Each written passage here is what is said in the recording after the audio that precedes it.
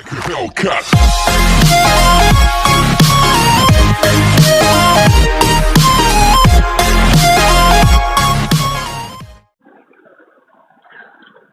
दोस्तों, आज आपका स्वागत है पीआरएस टीचिंग में। और मैं आपके लिए एक बहुत ही विशिष्ट विषय संधि के संबंध में जानकारी देने के लिए यह वीडियो लेकर आई हूँ। दोस्तों, आज मैं आपके लिए जो विषय लेकर आई हूँ वो विषय आपके लिए कभी कभी बहुत ही कंफ्यूजन पैदा करता है। आप ये सोचते परीक्षा के समय आपको बहुत से विषय व्याकरण के अंतर्गत पढ़ने होते हैं। आपको समास भी पढ़ना है, आपको संधि भी पढ़ना है, आपको वर्ण भी पढ़ना है, शब्द विचार भी पढ़ना है, संज्ञा, सर्वनाम, विशेषण आदि आदि बहुत से विषय जब पढ़ने होते हैं तो आपकी मन मस्तिष्क में बिल्कुल एक व्याकरण को लेकर के बहुत ही चिंता उत्पन्न हो जाती है कि अरे इतने सारे विषयों के एक साथ हम कैसे पढ़ेंगे और कैसे परीक्षा में अच्छे अंकों को पाएंगे। तो दोस्तों, आज मैं आपके लिए जो विषय संधि लेकर आई हूँ, मैं आपको वो ट्रिक बताऊंगी, वो तरीके आपको बताऊंगी जिससे कि आप बहुत आसानी से पढ़। दोस्तों, संधि को समझाने के लिए मैं आपको वो ट्रिक बताऊंगी जिससे आप बड़ी आसानी से संधि को समझ पाएंगे और आपके मन में कोई भी कंफ्यूजन नहीं रहेगा। तो आइए दोस्तों, सबसे पहले हम बात करते हैं कि संधि क्या है, संधि की परिभाषा क्या है।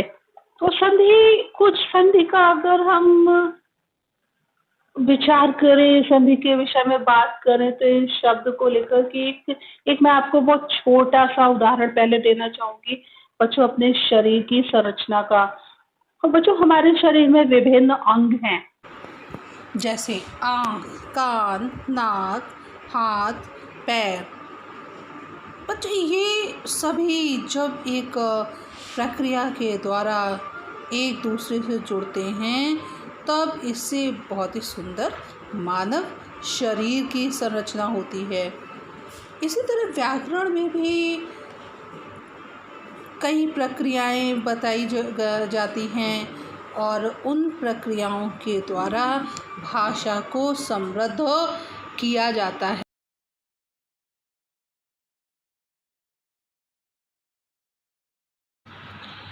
तो दोस्तों, संधि शब्द का अर्थ है मेल।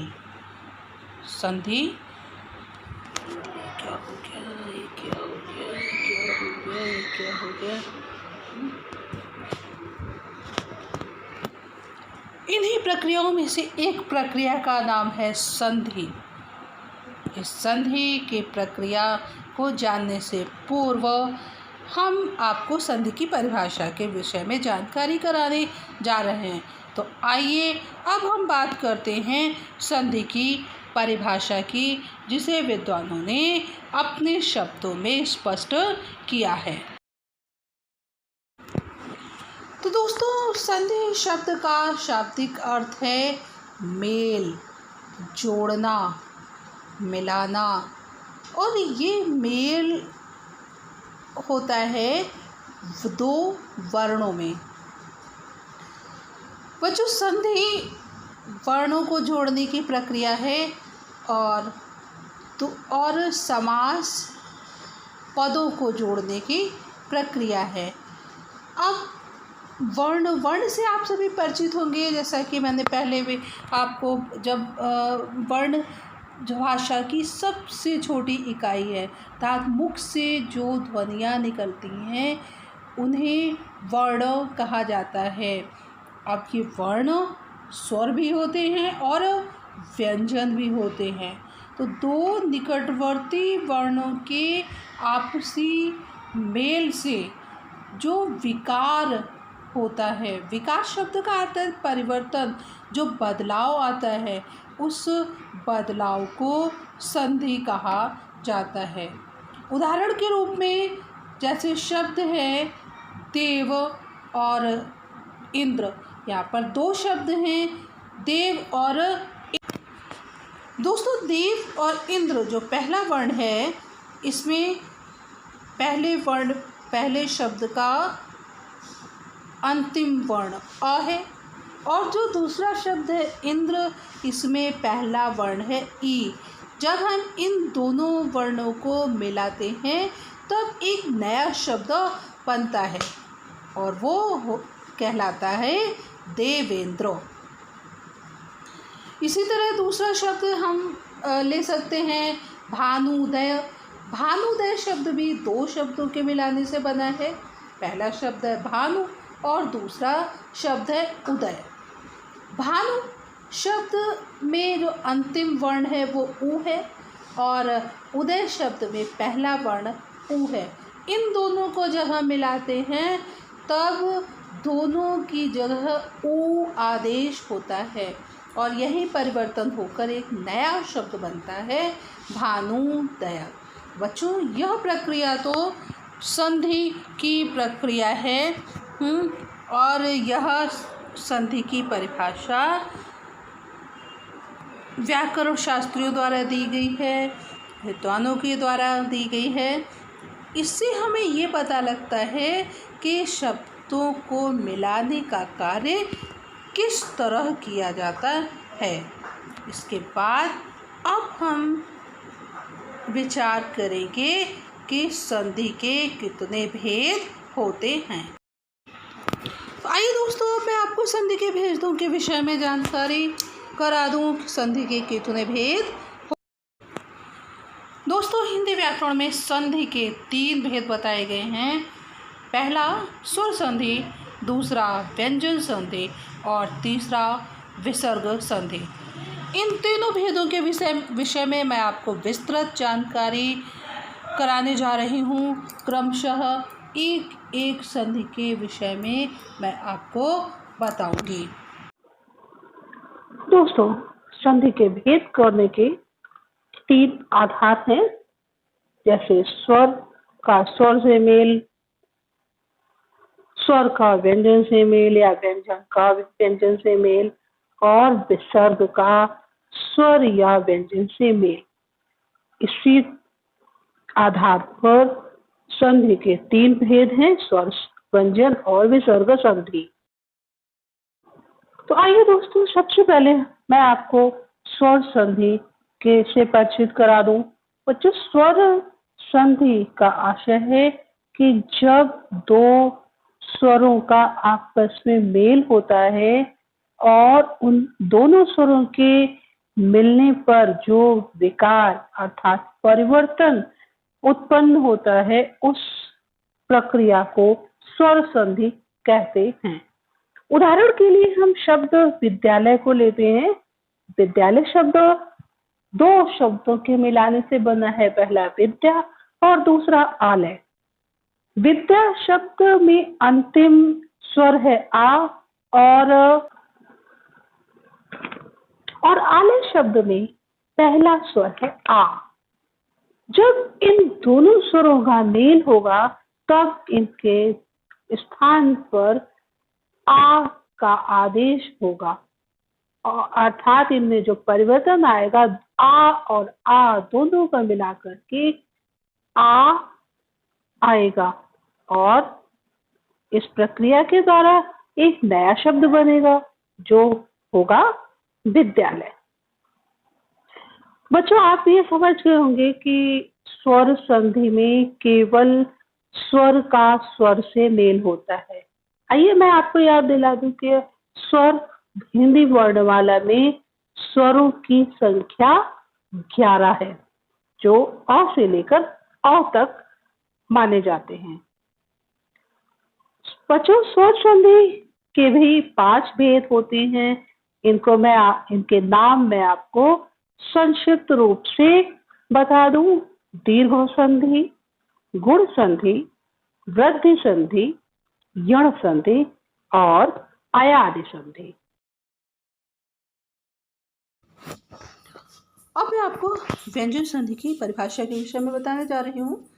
बच्चों, व्यंजन संधि का तात्पर्य है जब एक व्यंजन का दूसरे व्यंजन से मेल हो या किस व्यंजन का किसी स्वर के साथ मेल हो तब जो परिवर्तन होता है और उस परिवर्तन के परिणाम स्वरूप जो नया शब्द बनता है उस प्रक्रिया को संधि कहा जाता है।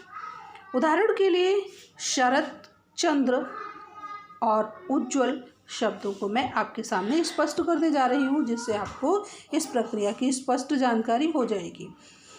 आइए देखते हैं शरत चंद्र किस प्रकार बनता है। शरत चंद्र दो शब्दों से मिलकर बना है, पहला शरत और दूसरा चंद्र।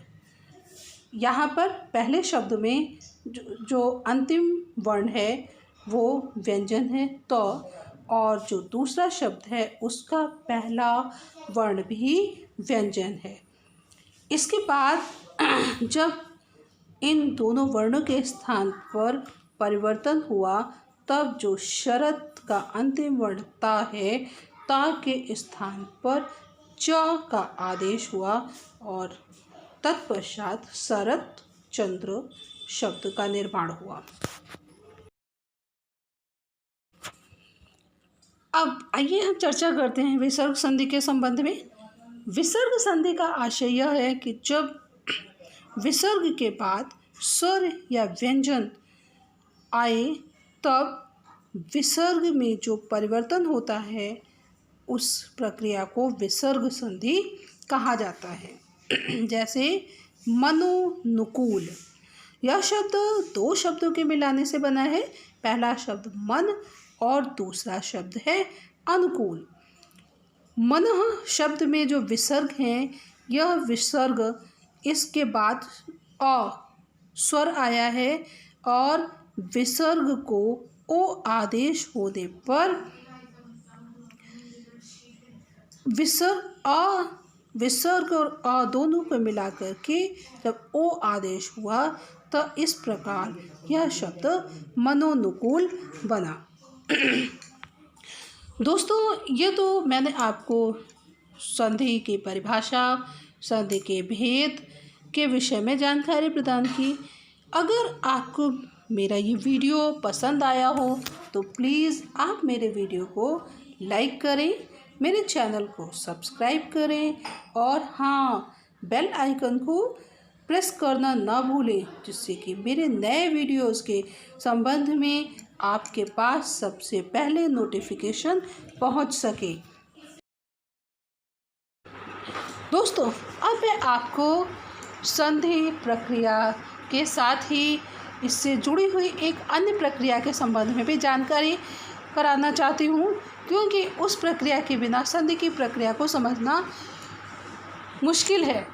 और इस दूसरी प्रक्रिया का नाम है संधि विच्छेद। दोस्तों, विच्छेद शब्द का तात्पर्य होता है अलग करना, अर्थात जो एक शब्द है उस शब्द में जो दो शब्द जोड़े गए हैं उन दोनों शब्दों को अलग करने की प्रक्रिया को विच्छेद कहा जाता है। जैसे पुस्तकालय एक शब्द है और जब हम इस शब्द का विच्छेद करेंगे तब हमें पता चलेगा कि पुस्तकालय शब्द पुस्तक और आलय इन दोनों शब्दों के प्रयोग से मिलकर बना है। इस प्रकार इन दोनों शब्दों के ज्ञात होने पर जब दोनों शब्दों का अर्थ भी अलग अलग है तो बच्चों, आपको संधि और संधि विच्छेद इन दोनों प्रक्रियाओं को ध्यान से समझना है, जिससे परीक्षा के समय आपके मन में कोई संदेह उपस्थित न हो। मुझे उम्मीद है कि यह वीडियो आपकी शंकाओं का समाधान करने में समर्थ होगा और आपको मेरा ये वीडियो पसंद आया होगा। दोस्तों, अगर आपको मेरा वीडियो पसंद आया हो तो मेरे वीडियो को लाइक करें और मेरे चैनल को सब्सक्राइब ज़रूर करें।